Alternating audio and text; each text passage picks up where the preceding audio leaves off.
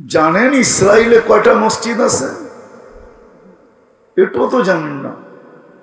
ইসরায়েলে 700 মসজিদ আছে। 700। কত? 700। জানেন কত মুসলমান ইসরায়েলে বাস করে?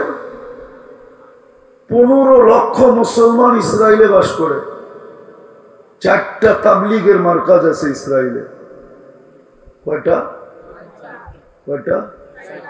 4টা। এমন কোন দেশ তো দেখলাম না যেখানে মুসলমান না আছে। এমন কোন দেশ তো দেখলাম না। হ্যাঁ, মসজিদ না থাকতে পারে, ফর্মালিটিকৃত মসজিদ না থাকতে পারে, কিন্তু মুসল্লা আছে যেখানে 5 ওয়াক্ত নামাজ হয়, জুমা হয়। এরকম জমিন তো পেলাম না ঘুরে আমি আজ পর্যন্ত। 103টা তো দেখা হয়ে গেল, 7 মহাদেশ তো দেখা হইল। এরকম দেশ তো পেলাম না যেখানে মুসলমান না আছে, যেখানে সেজদা না হয়। কোয়ান্টিটি তো আছে, কোয়ালিটি নাই, যার কারণে এই দুরবস্থা। আসবাব সবার ঘরে আছে কিন্তু সুখ নাই। বলেন, খুলনা তো বড় পুরাতন শহর, ঠিক না? মুসলিম লীগের প্রেসিডেন্টের শহর এটা। সবুর খানকে চিনেন? সর্বপ্রথম মুসলিম লীগের প্রেসিডেন্ট ছিলেন। আছে মনে হয় বাড়িটা এখনো, ঠিক না?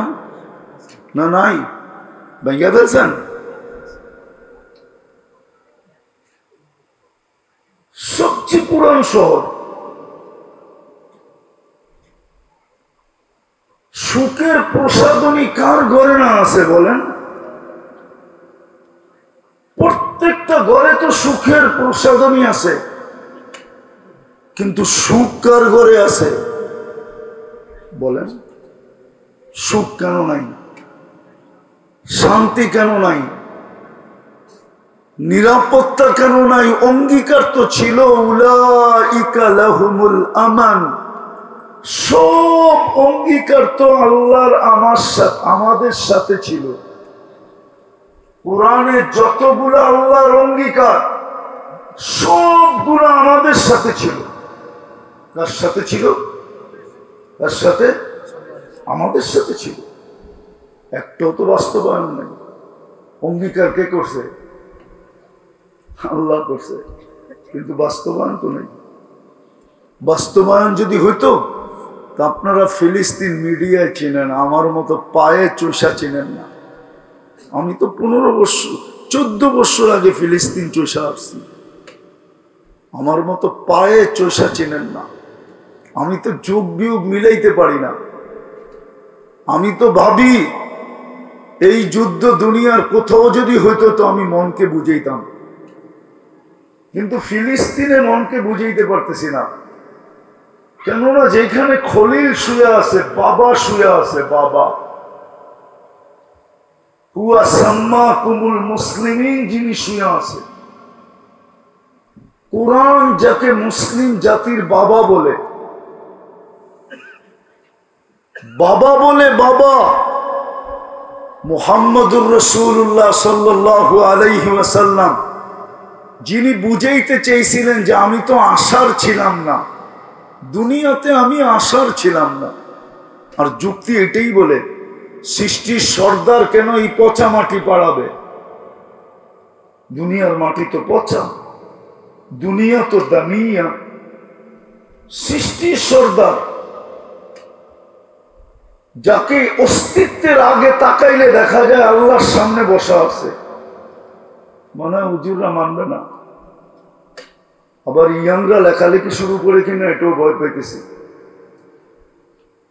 যাকে সমগ্র সৃষ্টির আগে, অস্তিত্বের আগে তাকাইলে দেখি আল্লাহর সামনে বসা আছে। কোরআন দিতেছি, কোরআন সৃষ্টির 1000 বছর আগে আল্লাহ সূরা ইয়াসিন তেলাওয়াত করছেন। সমগ্র সৃষ্টি আল্লাহ কসম খায়া বলতেছে, ওয়াল কোরআনিল হাকিম ইন্নাকা লামিনাল মুরসালিন। যদি সামনে না থাকতো তো ইন্নাকা বললো কি করে? আরবি গ্রামার তো বলে ইন্নাকা বললো কি করে? ইন্নাহু বলা দরকার ছিল। ছিল, কোন রূপে ছিল এটা আমি জানি না, এটা নিয়ে আমার তর্ক বিতর্ক নাই, কিন্তু গ্রামার বলেছিল। সৃষ্টির আগে যদি দেখি তো আল্লাহর সামনে বসা, আর অস্তিত্বের পরে যদি দেখি তো কাবা কাউসাইনি আও আদনা সুম্মা দানা ফাতাদাল্লা ফাআওহা ইলা আবদিহি মা আওহা। দুনিয়াতে পা রাখার পরে যদি দেখি তো আল্লাহর পাশে বসা। প্রথমে ছিল সামনে বসা, এখন কাবা কাউসাইনি আও আদনা। উনি কেন জমিনে আসবে? তো উনি বলতেছে আমি আসছি কেন জানো? আনা সামরাতু দোয়া ও আবি ইব্রাহিম, আমি আব্বার দোয়ার ফল। আব্বা যদি দোয়া না করতেন তো আমার না আসলো চলতো। আমি তো আব্বার দোয়ার কারণে চলে আসছি। আব্বা দোয়া করছেন, এটা বিফলে দেই তো দেই কি করা, এই জন্য পচা মাটি পাড়াইতে চলে আসছে। ওই বাবা যেখানে শোয়া ফিলিস্তিন, ওয়াদিয়ে ইব্রাহিম কোথায়? ওয়াদিয়ে খলিল কোথায়? কোথায়? আরে বলেন না কোথায়? ওয়াদিয়ে মুসা কোথায়? 70 জন নবীর চিহ্নিত কবর কোথায়? সোয়া আল্লাহ 2টা সেমিনার করছেন নবীদেরকে নিয়ে, একটা আরশের নিচে, ইয আখাযাল্লাহু মিসাকান নাবিয়্যিন, ওটা ছিল আরশের নিচে। আর আরেকটা সেমিনার করছেন বাইতুল মুকাদ্দাস, যেটা ফিলিস্তিনের হেডকোয়ার্টার, ফিলিস্তিনে। ওই জমিনে যুদ্ধ, ওই জমিনে রক্ত ঝরতেছে 1 বছর 1 মাস 4 দিন। ওই জমিনে, ওই জমিনে যুদ্ধ হইতেছে। একটু ভাবেন, একটু ভাবেন, তাহলে আমার চোখ বিয়োগ মিলাইতে পারবেন। ওই জমিনে হইতেছে, এই জন্যই তো মনকে মানাইতে পারতেছি না। যেখানে খলিল শোয়া, নবীরা তো কবরে জীবিত, খলিল তো সারাদিন বোমের আওয়াজ শুনতেছে। মুসা আলাইহিস সালাম তো সারাদিন বোমের আওয়াজ শুনতেছে। যুগ বিয়োগ তো মিলাইতে পারতেছি না। আরেকদিকে যদি নিয়ে যাই তো মক্কা মদিনাকে সুরক্ষিত করার জন্য, মক্কা মদিনাওয়ালা তো খলিলের ছেলে, ছেলেই তো বলতেছে আনা সামরাতু দুআই আবি ইব্রাহিম। ছেলের জন্য যদি ফেরেশতা নির্ধারিত করা হয় যে মক্কায় ঢুকার আগেই বিতাড়িত করে দিব দাজ্জালকে, তো বর্তমান ইহুদি দাজ্জালের থেকে কম নাকি? দাজ্জালের থেকে তো কম না। আপনি তো দেখেন নাই চোখে, আমি তো চোখে দেখে আসছি। আপনি তো ওই সাইনবোর্ড দেখেন নাই, যে সাইনবোর্ডে হিব্রু ভাষা, আরবি ভাষা, ইংলিশ ভাষায় লেখা আছে ইস্তাকবিলু রাসূল আল আমান, নিরাপত্তার দূতকে স্বাগত জানাও। ইহুদিরা দাজ্জালকে নিরাপত্তার দূত বলে, আপনি তো দাজ্জাল বলেন, ইহুদিরা তো বলে রাসূলুল আমান। উনি আসলে সারা দুনিয়াতে নিরাপত্তা চলে আসবে। বড় সাইনবোর্ড তো লেখা আছে। খলিলের শহরে ওই যুদ্ধ, আবার ওদের হাতে, যাদেরকে আল্লাহ নিজে বলতেছেন গায়রিল মাগদুবি আলাইহিম ওয়ালাদ-দাল্লিন। রাগ হয় না, পায়ে হাত রাখি। ডেলি তো 32 বার বলি। কেউ কেউ তো ইমামের দাল্লিন শুনে মসজিদও কাঁপাই। আমি বিরোধিতা করতেছি না, আপনার বিবেকের পর্দা খুলতে চাইতেছি। আপনার ডেলি 32 বার মসজিদ কাঁপান, ডেলি 32 বার আমিন বলেন, আপনার দোয়া তো মাথার উপরে উঠে না। যদি উঠতো তাহলে ওদের হাতে কেন আপনি নিষ্পেষিত হইতেন? আপনি তো ডেলি 32 বার বলেন, আল্লাহ ওদের হাত থেকে আমাকে বাঁচান, মুসলিমকে বাঁচান, উম্মতে মুহাম্মদীকে বাঁচান, আমাদেরকে বাঁচান, ওদের আদর্শ থেকে বাঁচান।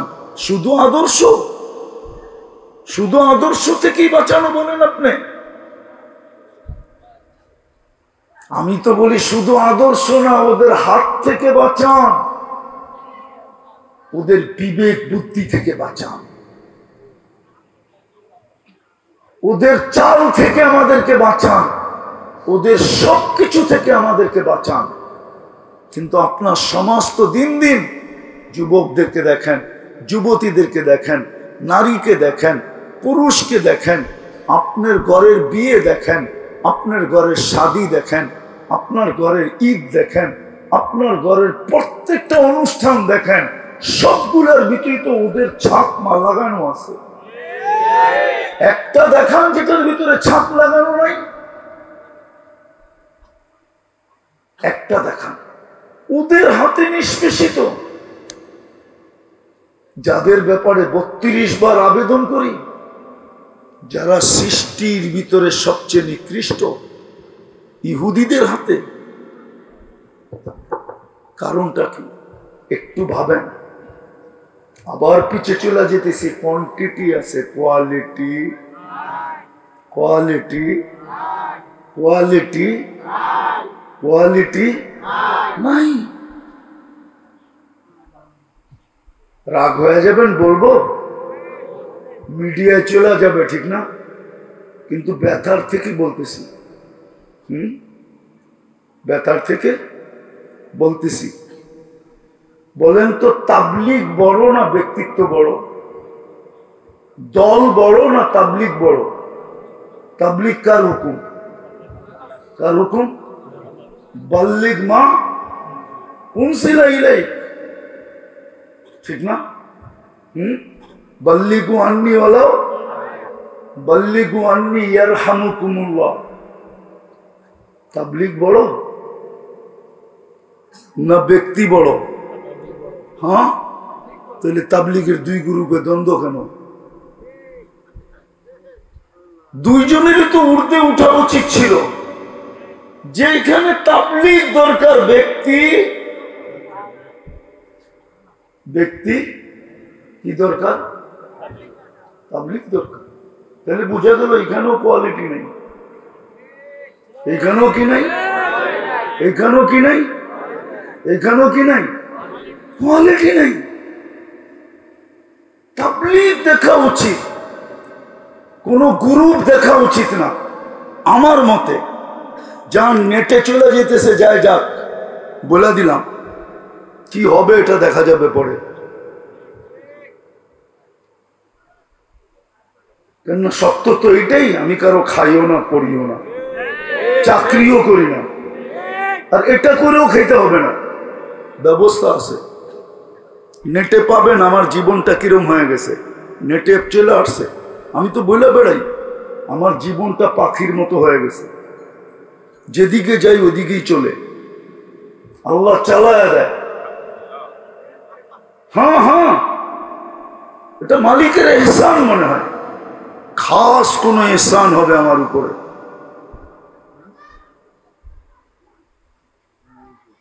তাইলে বুঝা গেল কোথাও কোয়ালিটি নাই। হুজুররা রাগ হবেন না, পায়ে হাত রাখি। আমরা সবাই বলি আমরা হক, ঠিক না? তো হকের ভিতরে কোনোদিন কেউ বিভেদ দেখছে? বলেন, হকের ভিতরে কেউ কোনোদিন বিভেদ দেখছে? হ্যাঁ, তাহলে হক আলাদা এতটি দল হবে কেন?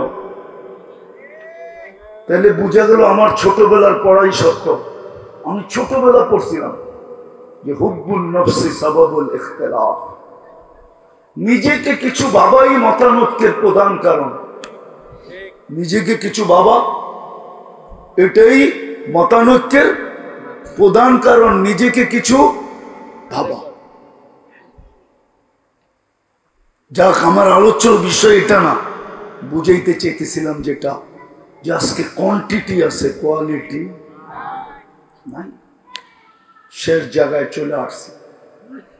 খোদার কসম, রসুলের সুন্নাত, মুহাম্মদুর রাসূলুল্লাহর আদর্শ মুসলিম সমাজে আজকে যতটুকু ঘৃণিত, যতটুকু অবহেলিত, যতটুকু দীক্ষিত, যতটুকু লাঞ্ছিত, যতটুকু বঞ্চিত, যতটুকু নিকৃষ্ট,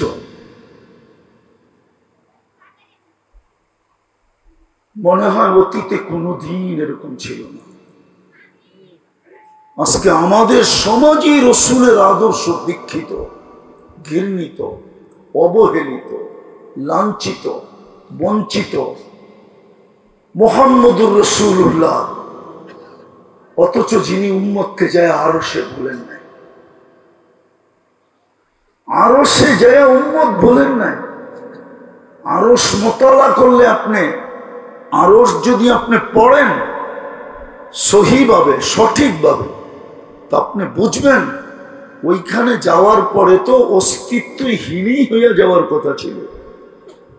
বুঝলাম অস্তিত্ব ছিল তো ছিল, কিন্তু সবকিছু হারায় যাওয়ার কথা ছিল। কিন্তু সব তো হারাইছেন, কিন্তু উম্মত তো হারান নাই। আল্লাহ সালাম দিতে দেরি, চিৎকার দিয়ে তো বলতে দেরি করেন না, উম্মতকে দিবেন না? উম্মতের জন্য তো হাত পাততে দেরি করেন নাই। আল্লাহ তো সালাম বন্ধুকে দিছিল, আসসালামু আলাইকা আইয়ুহান নাবিয়্যু ওয়া রাহমাতুল্লাহি ওয়া বারাকাতুহু।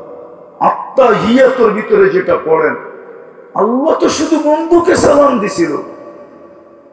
বন্ধু তো বইলা উঠছে উম্মত, তো সেইখানে উম্মত কি দিব উম্মতকে বলেন? তো বলছে আপনি কি দিবেন, আমি নেই। আল্লাহ বলে আপনিই নেন। তো বলতেছে ওয়ালা ইবাদিল্লাহিস সালিহিন, আমাকে যতটুকু দিলেন আমি উম্মতের জন্য অতটুকু আপনার থেকে নিলাম। ওয়ালা ইবাদিল্লাহিস সালিহিন, এটা কি আল্লাহর রাসূলের কওল না? আল্লাহর রাসূল বলেন না, না আল্লাহ বলছেন? হুজুরে মনে হয় দ্বিমত আছে। কে বলছে? মুহাম্মদুর রাসূলুল্লাহ বলছে। বুঝা গেল উম্মত বলেন নাই। অথচ পড়েন আরশ, কিতাবের নাম বইলা দিই, পড়েন পড়েন। দুররাতুন নাসিহা ফি কাশফি উলুমিল আখিরা, ওটার ভিতরে পড়েন আরশ কি জিনিস। ওইখানে যদি না পান খোঁজা তো বাদায় না, হ্যাঁ পড়েন আরশ কি জিনিস, বাদায় না হ্যাঁ আছে। কিন্তু আমি তো উপরেরটা বললাম, দুররাতুন নাসিহা ফি কাশফি উলুমিল আখিরা, পড়েন ওটা। ফেসবুক পড়া পাবেন না, আর গুগলে টোকায়ও পাবেন না, কিতাবে পাবেন। কিতাবে হারায় যাওয়ার কথা ছিল।